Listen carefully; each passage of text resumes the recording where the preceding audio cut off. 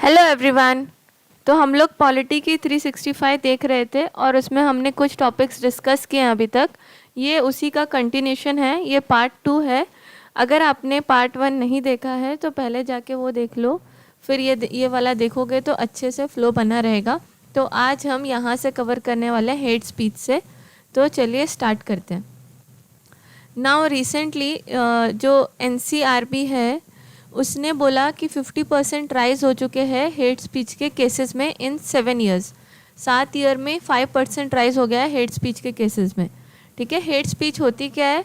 तो hate speech कहीं पे भी डिफाइंड नहीं है इंडिया में, लेकिन होता क्या है वो generally it is incitement to hatred primarily against a group of person. तो किसी ग्रुप ऑफ पर्सन के अगेंस्ट अगर आप हेट्रेड फैला रहे हो तो इसे बोलते हैं हेट स्पीच। ठीक है, जैसे कि हिंदू लोग मुस्लिम्स के अगेंस्ट, मुस्लिम लोग हिंदू के अगेंस्ट, या फिर कोई भी किसी जैसे क्रिश्चियंस के अगेंस्ट में, किसी भी ग्रुप के अगेंस्ट में, या फिर कोई एथनिक माइनॉरिटी है तो आप अगर उसके अगेंस्ट में कुछ हेट्रेड फैला रहे हो तो उसे बोलते हैं हेट स्पीच। नाउ ये इसको हम डील किससे करते हैं? IPC के सेक्शन 153A एंड 295A से करते हैं। नाउ हेट स्पीच ज़रूरी नहीं है कि बस एक एक्सप्रेशन होगा, ये बोलना ज़रूरी नहीं है कि बोलने से ये हेट स्पीच होगा। It can be in the form of images, cartoon, memes, object, gestures and symbols, and it can be disseminated offline और ऑनलाइन। तो किसी भी फॉर्म में हो सकता है वो। अब यहाँ पे कुछ लेजिस्लेशंस है अराउंड हेट स्पीच, तो वो भी देख लेते हैं। तो सबसे पहले है आर्टिकल 19, जिसमें कुछ रीज़नेबल रिस्ट्रिक्शंस हैं। आपको एकदम से फ्रीडम नहीं है कि आप कुछ भी कर सकते हो, कुछ रीज़नेबल रिस्ट्रिक्शंस है, उसके अंडर में आता है ये हेट स्पीच। तो वो रीज़नेबल रिस्ट्रिक्शन क्या है? पब्लिक ऑर्डर, डिसेंसी और मोरालिटी। तो आपके वर्ड से पब्लिक ऑर्डर, डिसेंसी और मोरालिटी को अफेक्ट नहीं होना चाहिए। नाउ IPC के सेक्शन से कुछ 153A, 153B, 298 etcetera which deals with hate speech. Representations of people act में सेक्शन 8 है, जिसके तहत अगर कुछ illegitimate use of freedom of speech किया तो डिस्क्वालिफिकेशन हो सकती है। और वैसे ही सेक्शन 123A एंड सेक्शन 125 है, which promotes promotion of enmity on grounds of religion, race, caste, community or language. तो आप हेट्रेड नहीं फैला सकते किन सब ग्राउंड्स पे? In on grounds of religion, race, caste, community or language. Then section 7 है, which protects encouragement of untouchability through words spoken or written. तो ये हो गया हेट स्पीच के बारे में। नेक्स्ट टॉपिक देखते हैं, सेडिशन। सेडिशन क्या है? सेडिशन जब आप देखो हेट स्पीच क्या है, किसी इंडिविजुअल या फिर ग्रुप के तरफ होती है मोस्टली, और सेडिशन होता है against the government established by law. ठीक है, तो अभी जो गवर्नमेंट है उसके अगेंस्ट आप कुछ ऐसा बोल रहे हो विच कैन अमाउंट टू ऐसा वायलेंस हो सकता है जिसकी वजह से, या फिर it can lead to secession of any part of India, तो उसे बोलते हैं सिडेशन। तो सिडेशन लग सकता है। नाउ सुप्रीम कोर्ट ने रिसेंटली सिडेशन को थोड़े दिन के लिए सस्पेंशन में रखने के लिए बोला है, सस्पेंड करने के लिए बोला है, तो इसीलिए ये न्यूज़ में आ गया। अब सिडेशन है क्या है? सिडेशन सेक्शन 124 के अंडर है, IPC का सेक्शन 124 के अंडर है। ठीक है, now any person by word और अदरवाइज ब्रिंग्स और attempts to bring into hatred और contempt excite disaffection towards the government established by law in India. ठीक है, तो अगर आप गवर्नमेंट के अगेंस्ट कुछ ऐसा ट्राई करते हो कि डिसअफेक्शन हो, तो तो आपको सेडिशन के अंदर गिरफ्तार किया जा सकता है। ठीक है, तो sedition is basically if you try to create hatred government के अगेंस्ट में। ठीक है, तो उसे सेडिशन लग सकता है। और ये किस तरीके से हो सकता है? या तो वर्ड्स में, स्पोकन और रिटन, या फिर साइन, या फिर विजिबल रिप्रेजेंटेशन। तो किसी भी फॉर्म में अगर आप हेट्रेड क्रिएट कर रहे हो अगेंस्ट गवर्नमेंट तो वो सेडिशन है। और अब sedation is a cognisable, non bailable and non compoundable offence, मतलब बहुत ही ज़्यादा स्ट्रिक्ट है। तो कॉग्नाइजेबल ऑफेंस का मतलब क्या है कि पुलिस आपको अरेस्ट कर सकती है विदाउट एनी वारंट। और नॉन बेलेबल का मतलब कि उसमें बेल नहीं मिलती, और नॉन कंपाउंडेबल का मतलब कि कुछ उसकी सज़ा में कॉम्प्रोमाइज़ नहीं किया जाता है। जो जिसको इस सेडिशन के तहत गिरफ्तार किया गया होता है तो उनको गवर्नमेंट जॉब से उनको they can not apply for government job, अगर हैं तो उनको गवर्नमेंट जॉब से निकाल दिया जाता है। देन उन लोग को विदाउट पासपोर्ट रहना पड़ता है, क्योंकि वो कभी भी उनको कोर्ट में बुलाया जा सकता है कभी भी। और इन 2018 लॉ कमीशन ऑफ इंडिया ने बोला था कि सेडिशन को हटा देना चाहिए। तो कुछ इंपॉर्टेंट जजमेंट्स है सेडिशन से रिलेटेड। एक है केदारनाथ जजमेंट। तो इसमें इसमें सुप्रीम कोर्ट ने बोला था कि एज लॉन्ग एज सिटीजन्स के पास राइट है to criticise the government as long as they do not provoke violence.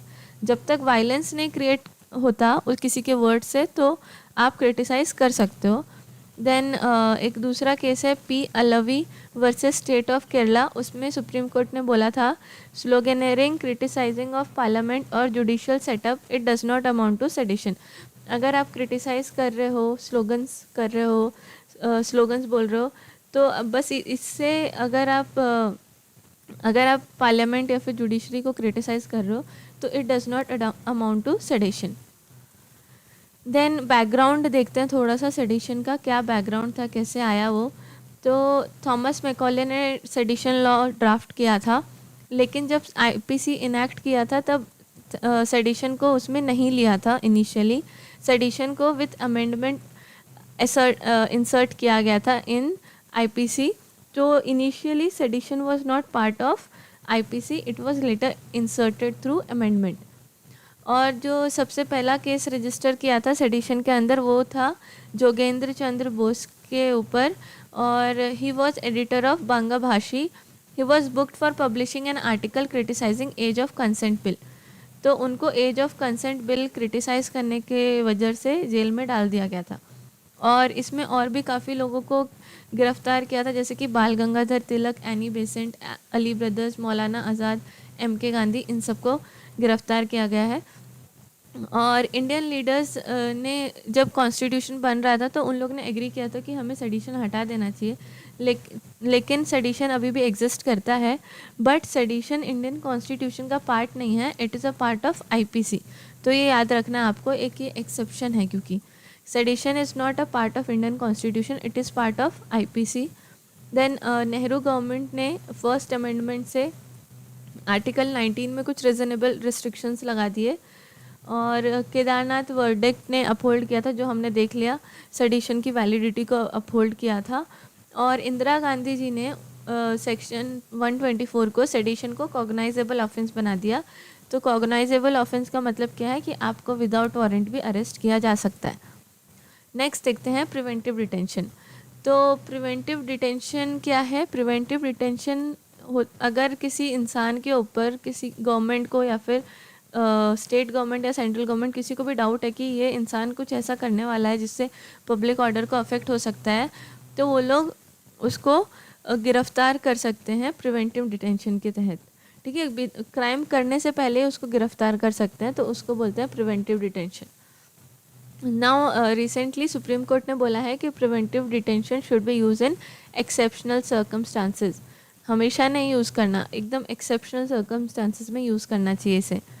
तो सुप्रीम कोर्ट ने बोला है कि preventive detention is a power of state which affects the personal liberty of individual.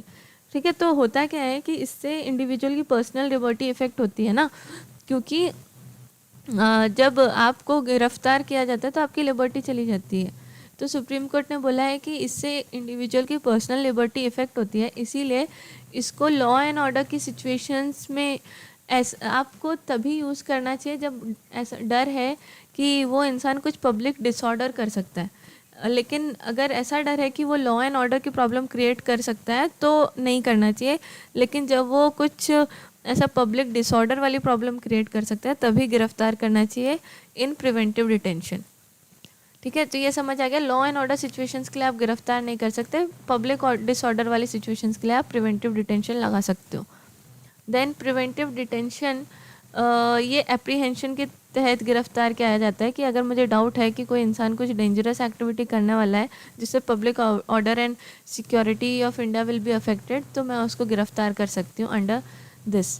ठीक है, और person is confined in custody without undergoing a trial, तो उसको सीधा कस्टडी में ले लेते हैं विदाउट अंडरगोइंग अ ट्रायल। और कॉन्स्टिट्यूशन में हमें प्रोटेक्शन मिलता है against arrest and detention under article 22(1) and 22(2). लेकिन जो प्रिवेंटिव डिटेंशन है वो इसका एक्सेप्शन है, तो प्रिवेंटिव डिटेंशन में आपको ये प्रोटेक्शन नहीं मिलता है। देन बहुत सारे लॉज हैं इंडिया में जिसके तहत जिनके अंदर प्रिवेंटिव डिटेंशन के बारे में मेंशन है, जैसे कि code of criminal procedure, narcotic drug and psychotropic substances act, unlawful activities prevention act, then criminal procedure code में भी है मेंशन।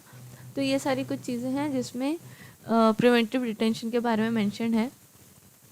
नेक्स्ट, कॉन्स्टिट्यूशनल सेफगार्ड्स क्या है आपको प्रिवेंटिव डिटेंशन से बचाने के लिए, तो आर्टिकल 22 है, आर्टिकल 22(1), आर्टिकल 22(2), देन आर्टिकल 22(3) और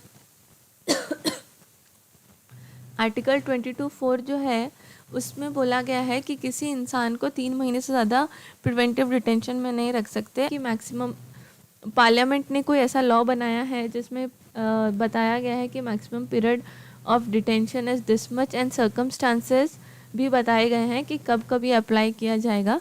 तो आप without taking permission from advisory board किसी इंसान को 3 महीने से ज़्यादा रख सकते हो, लेकिन कंडीशन क्या है, पार्लियामेंट को उस चीज़ पे लॉ बनाना पड़ेगा। Now grounds for preventive detention देखते हैं। तो ग्राउंड्स क्या है, security of state, foreign affairs और security of India, maintenance of public order, maintenance of supply and essential services and defence. तो ये सारे कुछ ग्राउंड्स है जिसके अंडर आप प्रिवेंटिव डिटेंशन लगा सकते हो। फिर देखो अब यहाँ पे बहुत सारी चीज़ें सिमिलर आ रही है, जैसे हेट स्पीच आ गया, फिर सेडिशन आया था, देन प्रिवेंटिव डिटेंशन आ गया, अब अनलॉफुल एक्टिविटीज़ आ गया। तो इसमें कंफ्यूज नहीं होना है आपको, ठीक है। ये सारी चीज़ें सिमिलर सी लगती हैं बट कंफ्यूज नहीं होना। तो hate speech is against a group of people, then sedition is against, अगर आप हेट्रेड क्रिएट कर रहे हो अगेंस्ट गवर्नमेंट। और प्रिवेंटिव डिटेंशन कब करते हैं, जब हमें डाउट है कि कुछ पब्लिक ऑर्डर का अफेक्ट होगा। और अनलॉफुल एक्टिविटीज़ प्रिवेंशन एक्ट किसके लिए है, टेररिस्ट लोगों के लिए। तो ये सारी कुछ चीज़ें हैं। अभी सेंटर ने अनलॉफुल एक्टिविटीज़ प्रिवेंशन एक्ट देखते हैं अभी। तो सेंटर ने पॉपुलर फ्रंट ऑफ इंडिया को अनलॉफुल एसोसिएशन डिक्लेयर कर दिया है under unlawful activities prevention act. तो अनलॉफुल एक्टिविटीज़ प्रिवेंशन एक्ट क्या है, it prevent certain unlawful activities of individuals and associations and for dealing with terrorist activities, ठीक है। तो ये किसके लिए है, हम कुछ अनलॉफुल एक्टिविटीज़ को रोक सकें और टेररिस्ट एक्टिविटीज़ से डील करने के लिए ये लॉ बनाया गया था। और act defines unlawful activity. Unlawful activity क्या होती है, जब आप कुछ ऐसा क्रिएट करो जिससे which will lead to secession of a part of territory of India, question sovereignty of India और डिसरप्ट इंटीग्रिटी ऑफ इंडिया। तो अगर कुछ ऐसी एक्टिविटी जिससे ऐसा हो सकता है कि इंडिया की कोई टेरिटरी इंडिया से अलग हो जाए, इंडिया का कोई पार्ट इंडिया से अलग हो जाए, या फिर इंडिया की सोवरेनिटी को अफेक्ट हो, या फिर इंटीग्रिटी को अफेक्ट हो, तो वहाँ पे UAPA लगाया जा सकता है। नाउ केसेस अंडर UAPA को इन्वेस्टिगेट कौन करता है, NIA एंड स्टेट पुलिस, ये दोनों ऑर्गेनाइजेशंस इन्वेस्टिगेट करती है। UAPA give powers to central government to impose all India bans on association. तो UAPA के अंडर सेंट्रल गवर्नमेंट एसोसिएशंस पे बैन लगा सकती है एट ऑल इंडिया लेवल। और इस एक्ट के अंडर एक ट्राइब्यूनल का भी प्रोविज़न है which hears appeal against the ban. तो अगर किसी पे बैन लग गया है तो आप उस ट्राइब्यूनल में जाके कंप्लेन कर सकते हो, वो आपकी बात सुनेगी। Then both Indian national and foreign nationals can be charged. तो अब दोनों इंडियन लोग भी और फॉरेन लोग भी चार्ज हो सकते हैं। और सबसे इम्पॉर्टेंट बात यह है कि ज़रूरी नहीं कि आपने कुछ क्राइम इंडिया में ही किया तभी ये लॉ लगेगा। अगर आपने फॉरेन लैंड में भी बैठ के कुछ ऐसा किया जिससे इंडिया की सॉवरेनिटी इंटीग्रिटी को अफेक्ट होगा तो भी ये लॉ लगाया जा सकता है। और इसको काफ़ी बार अमेंड किया है, जैसे कि 2004, 8, 12 एंड 2019। अब laws providing for preventive detention in India. तो first preventive detention act 1950, MISA, then foreign exchange and prevention of smuggling activities, terrorist and disruptive activities, TADA and prevention of terrorism act। तो UAPA के बारे में कुछ details है, जैसे power to designate terrorist, कौन terrorist designate किसको terrorist designate कर सकता है, तो सेंट्रल गवर्नमेंट डेजिग्नेट कर सकती है। बट कैसे डेजिग्नेट करेगी, तो अगर कुछ इनमें से कुछ कंडीशंस आप सेटिस्फाई कर रहे हो, मीट कर रहे हो, तो आपको टेररिस्ट डिक्लेयर किया जा सकता है। जैसे कि कमिट्स और participate in act of terrorism, prepares for terrorism, promotes terrorism और is otherwise involve in terrorism. तो इसके अंदर किसी भी ऑर्गेनाइजेशन एंड इवन इंडिविजुअल्स को टेररिस्ट डिक्लेयर किया जा सकता है। Approval for seizure of property by NIA, तो investigating officer is required to obtain prior approval of director general of police. तो जो भी इन्वेस्टिगेटिंग ऑफिसर है उसको डायरेक्टर जनरल ऑफ पुलिस की परमिशन लेनी पड़ेगी to seize the property connected with terrorist. Then ये जो यूएपीए है उसके अंदर कुछ कन्वेंशंस है, 9 ट्रीटीज़ है, जैसे कि convention for suppression of terrorist bombing, convention against taking of hostages. तो ये सारी कुछ चीज़ें हैं जो इसके अंदर जिनको हम इंक्लूड करते हैं या फिर जिनसे इंस्पायर्ड होके हमने ये लॉ बनाया। ठीक है, तो ये सारी कुछ चीज़ें हैं यूएपीए के बारे में। तो चलो नेक्स्ट टॉपिक देखते हैं जो कि है फ़ोन टेपिंग। तो ये न्यूज़ में क्यों था? क्योंकि एक आईपीएस ऑफिसर ने मिनिस्टर्स के, पॉलिटिकल लीडर्स के फ़ोन टेप कर लिए थे, तो इसकी वजह से वो न्यूज़ में था। अब हमें देखना है कि what are the grounds for phone tapping, कौन से ग्राउंड्स पे आप फ़ोन टेपिंग कर सकते हो। तो सबसे पहले है, अगर sovereignty and integrity of India पे को कुछ अफेक्ट होने वाला है तब हम कर सकते हैं।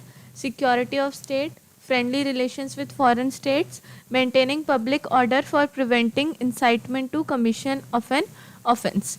तो basically maintenance of public order के लिए भी हम कर सकते हैं। अब यहाँ पे एक एक्सेप्शन है, एक्सेप्शन फॉर प्रेस। तो press messages accredit to central और state government shall not be intercepted unless their transmission has been prohibited.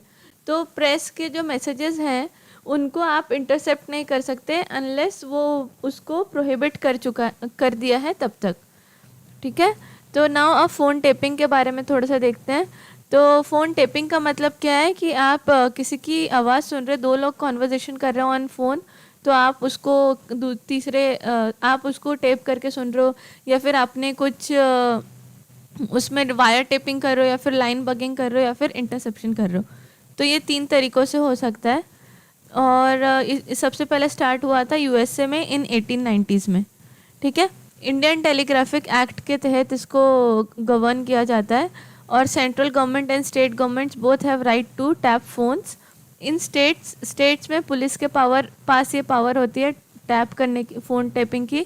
और सेंटर पे 10 सेंट्रल एजेंसीज हैं जिनके पास ये पावर है, जैसे कि intelligence bureau CBI, ED, narcotics control bureau, central board of direct taxes, directorate of revenue intelligence, national investigation agency, raw, directorate of signal intelligence and Delhi police commissioner.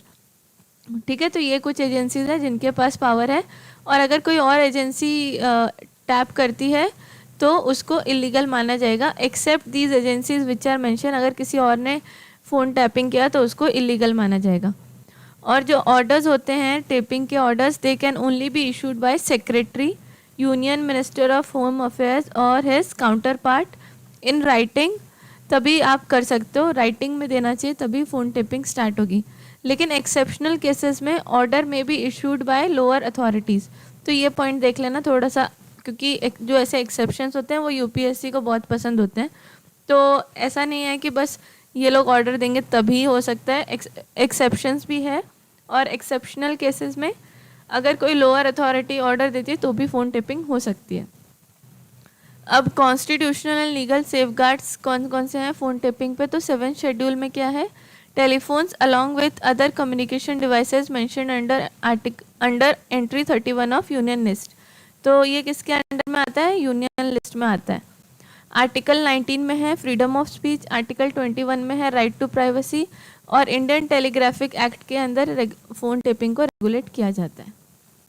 तो next देखते हैं right to be forgotten. तो recently supreme court ने direct किया है to remove details of a couple from internet. तो right to be forgotten क्या है कि ऐसा राइट कि आप अपने बारे में कोई भी डिटेल्स जो आपको नहीं पसंद है इंटरनेट पे है तो आप उसको हटा सकते हो वहाँ से। तो इसका मतलब क्या है? Right to have publicly available personal information remove from the internet. और right to be forgotten is a part of right to privacy actually.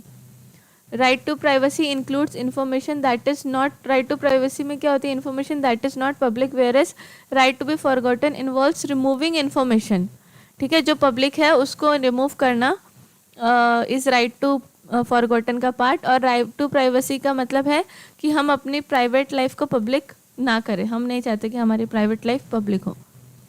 तो right to be forgotten traces its origin to right to oblivion which is mentioned in French jurisprudence. और right to be forgotten is not an absolute right, इसके भी कुछ conditions हैं, absolute right नहीं है वो. ये एक राइट है अंडर जीडीपीआर ऑफ जो यूरोपियन यूनियन का जीडीपीआर है, डेटा प्रोटेक्शन लॉ है, उसमें ये राइट टू बी फॉरगॉटन एक है, राइट है उसमें.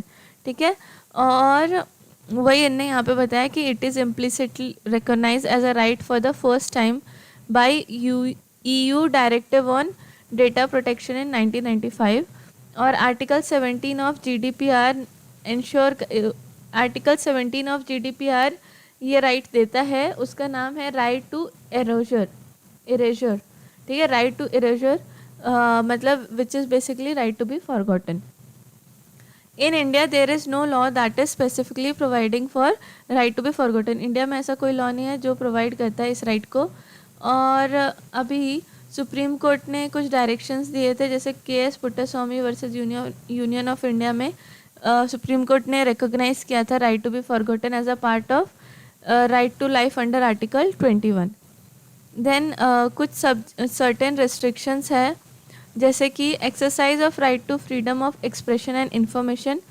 ये जैसे अभी हमने देखा था कि right to be forgotten is not a absolute right, तो इसीलिए कुछ रिस्ट्रिक्शंस है, जैसे कि exercise of right to freedom of expression and information, fulfilment of legal responsibility, execution of a duty in the public interest और public health, protection of information in public interest for purpose of scientific और historical study और for statistical purpose, establishment, executing और defending of legal claims. तो ये सारी कुछ चीज़ें हैं जो कि है which are certain restrictions to right to be forgotten. अब कुछ अलग सी इम्पॉर्टेंट न्यूज़ थी जो कि न्यूज़ में थी, तो वो है माइनॉरिटी स्टेटस इन इंडिया.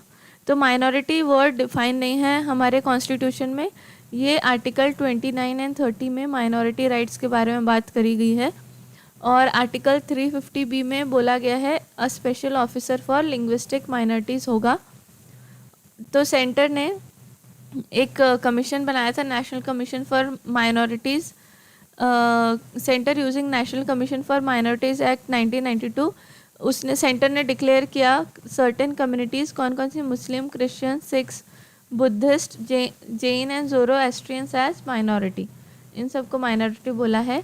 और national commission for minority education institutions act के तहत जो एजुकेशनल राइट्स है माइनॉरिटीज़, जो एजुकेशनल राइट्स है माइनॉरिटीज़ के, उन्हें सेफगार्ड किया जाता है.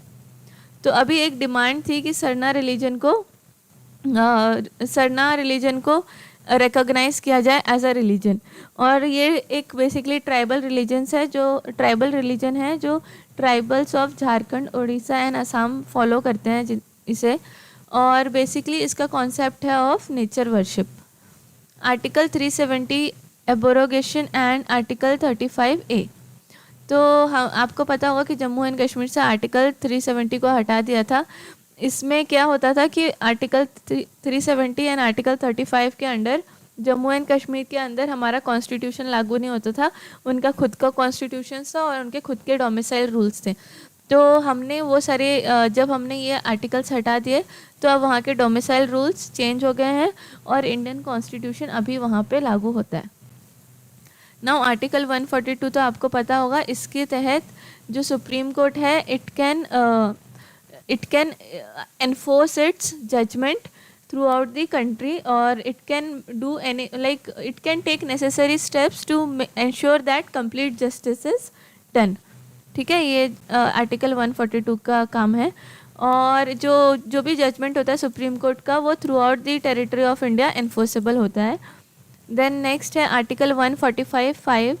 तो इसमें सिंपल सा है, ज़्यादा कुछ है नहीं। इसमें बोला है कि जो majority view of larger bench होगा it will always prevail over a bench of lesser strength. तो जो मेजॉरिटी, अगर 5 जजेस की बेंच है तो उसका judgement will prevail over a bench of 3 जजेस। यही है बेसिकली इसका मतलब। तो आज अभी इतना ही देखते हैं, फिर हम नेक्स्ट वीडियो में यहाँ से देखेंगे, सेकेंड टॉपिक देखेंगे। तो आपको अगर वीडियो अच्छी लगी हो तो इसको लाइक करो, शेयर करो और सब्सक्राइब करो। And thank you for watching it.